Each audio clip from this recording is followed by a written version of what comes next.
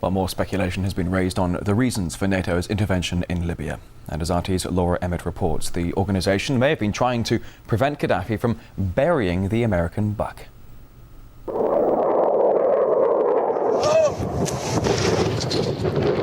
According to some, it's about protecting civilians. We must not tolerate this regime using military force against its own people.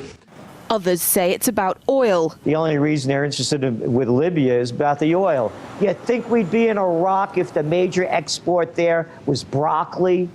But some are convinced intervention in Libya is all about currency, specifically Gaddafi's plan to introduce the gold dinar, a single African currency made from gold, a true sharing of the wealth. It's one of these things that you have to plan almost in secret, because as soon as you say you're going to change over from the dollar to something else, you're going to be targeted. There were two conferences on this, one in '96 and another one in the year 2000, called the World Mataba Conference, organised by Gaddafi. And everybody was interested, and I think most countries in Africa were keen. Gaddafi didn't give up. In the months leading up to the military intervention, he called on African and Muslim nations to join together to create this new currency that would rival the dollar and euro. They would sell oil and other resources around the world only for gold dinars. It's an idea that would shift the economic balance of the world.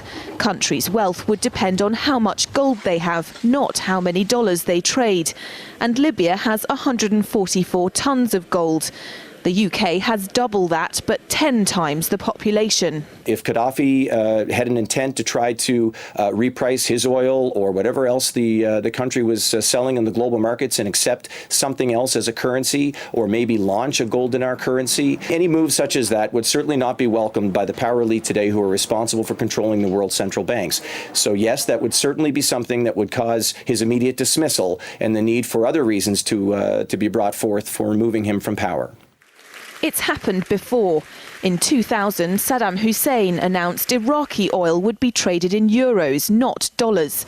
Sanctions and an invasion followed. Some say because the Americans were desperate to prevent OPEC from transferring oil trading in all its member countries to the euro. The UK's gold is kept here in a secure vault somewhere in the depths of the Bank of England. As in most developed countries, there's not enough to go around. But that's not the case in places like Libya and many of the Gulf states. A gold dinar would have given oil-rich African and Middle Eastern countries the power to turn around to their energy-hungry customers and say, sorry, the price has gone up and we want gold. Some say the US and its NATO allies literally couldn't afford to let that happen. Laura Emmett, RT, London.